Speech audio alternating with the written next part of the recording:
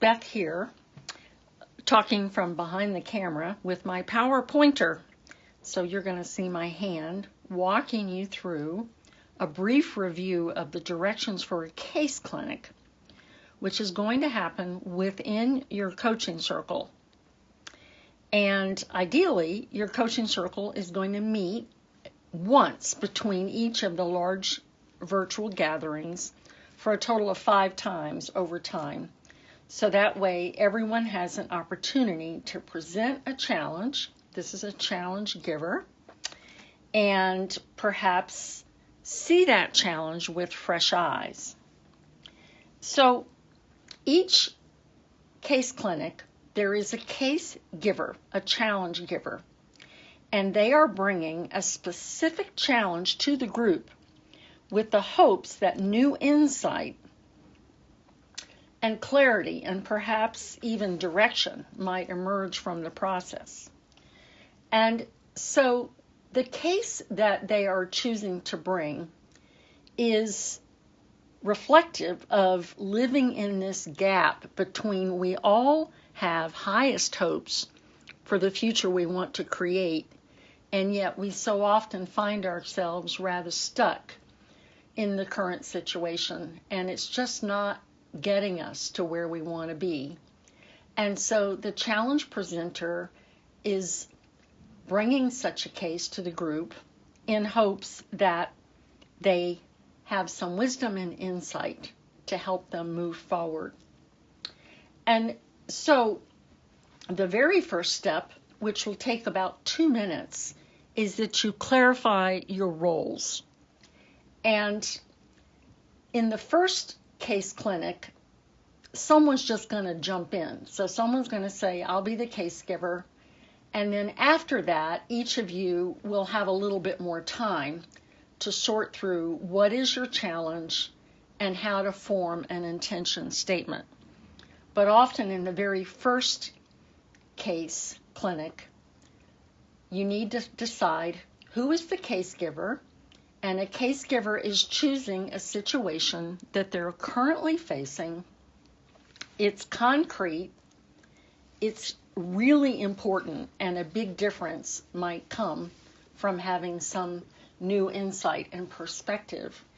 And the case presenter is in it. They have a key role. So it's not a hypothetical situation. It's not someone else's problem. It's your problem, and you're the one living in this gap, and you're trying to find your way through. So there are several other roles that other coaches need to take. One is a timekeeper, so you should have a clock for that. Another person will keep a written record, will take notes of the entire conversation, and a third person will make a graphic recording. So they're going to want to have some markers and some paper ready to go. Okay, so the next step is an intention statement. And the case giver has 15 minutes to basically lay out the situation they're in. They will describe the current situation and what the challenge is that they are up against.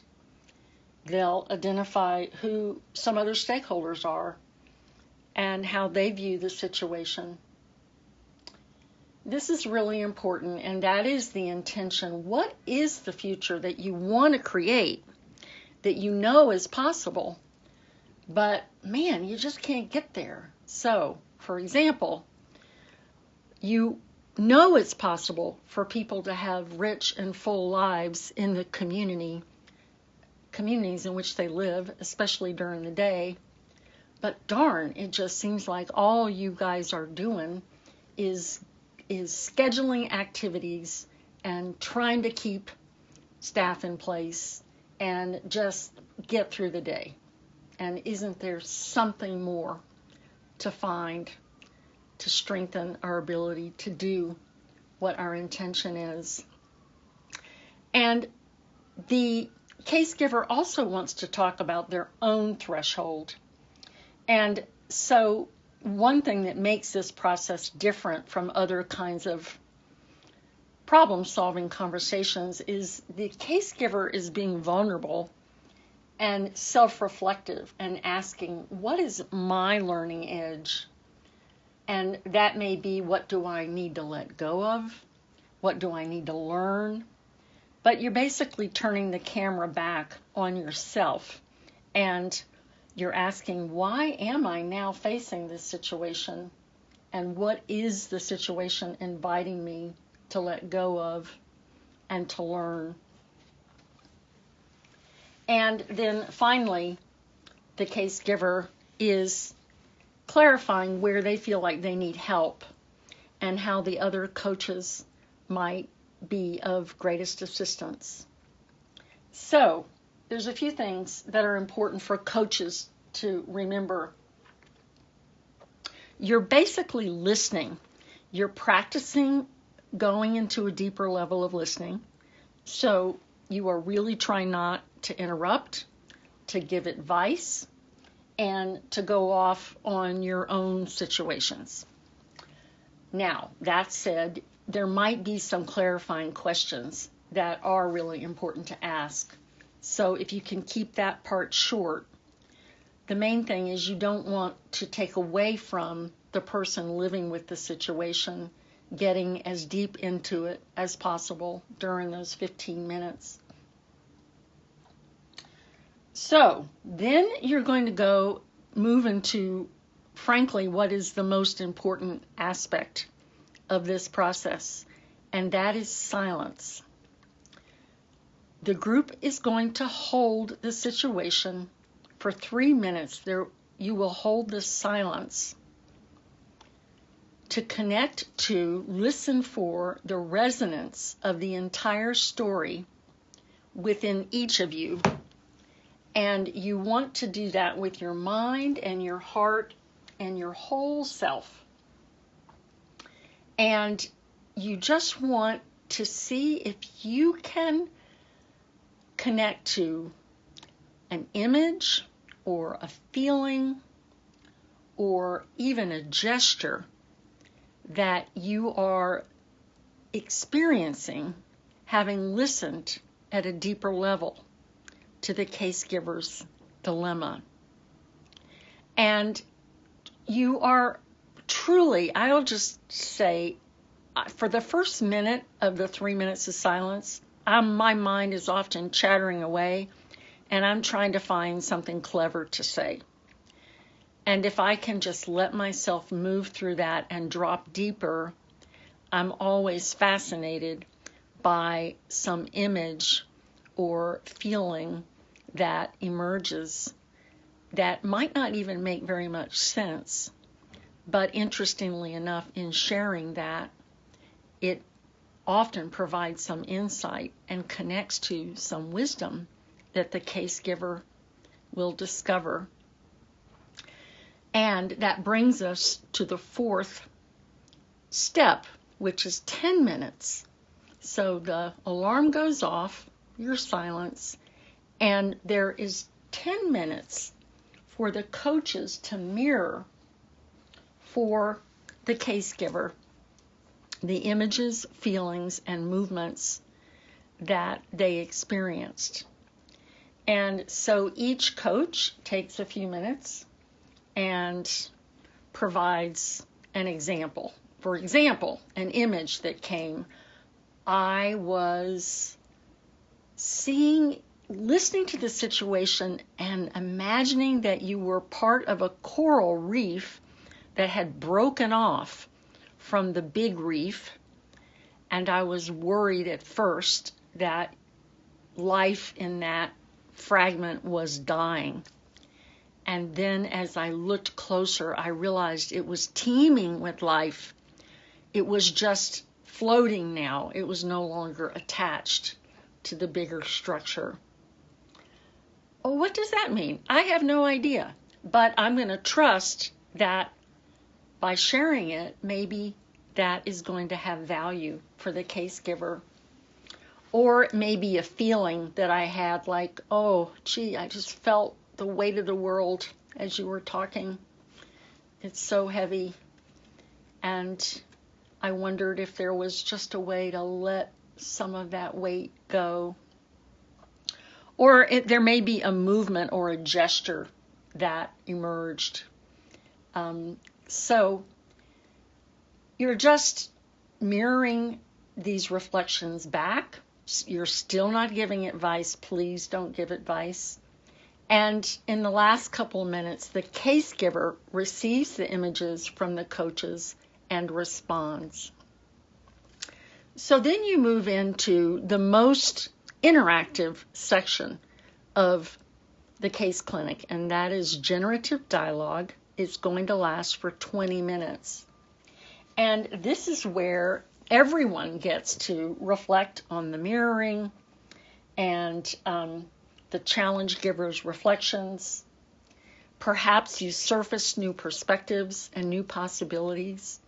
You build on each other's ideas and perhaps ask some more questions too. But basically, you're still not trying to fix a situation, and you are not trying to be an expert. You are just open to exploring new possibilities and, ideas with each other. You want to be careful to share the time and be sure that everyone has airspace during that 20 minutes to offer some perspectives. Okay, and then finally, we're moving into the very last phase, closing remarks, about 8 minutes. Initially, the coaches will offer some closing remarks, and they may be one or all three of an insight or a summary that represents an idea, which we think of as open mind, reframing new ideas, summarizing, open heart, some fresh energy and possibility that you see or imagine, or open will. Gee, maybe here is a next step that might make sense. And the case giver finishes the closing remarks by making their own statement that is reflective of what they heard, new ideas, perhaps energy that was clarified, and action they can imagine. And then finally, and you really want to take the time for this, is journaling, number 7. It's only 2 minutes, but it's important that each of you take some time to capture what the key takeaways from this situation are for you, because honestly, in all the case clinics I've ever been a part of, there is some aspect of the case giver's challenge that is always similar to something that I am up against. It may be a totally different context, totally different situation, but I can see myself and feel myself grappling with the same gap, and also, most importantly, having some insight about what might shift in order to support being more effective in the situation that I'm in.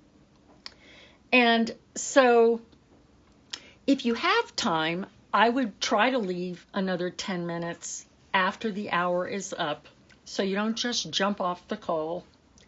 That is a good time to debrief and to share what came up for you. And just appreciate the case giver's courage and their vulnerability to explore the situation. And honestly, when all is said and done, that is really what you are all doing together. What you're doing together is you're holding each other in your search for something new. You're holding each other with compassion and care and understanding of what you're up against, and also understanding that where you want to be and where you are now, that where you are now is not getting us, not just this person, but all of us, where we want to be, and that we don't want to lose sight of that more beautiful future that we're imagining together. And by supporting each other, we stand a greater chance of finding our way with insight and wisdom and courage. So we look forward to learning from you what comes from your time together.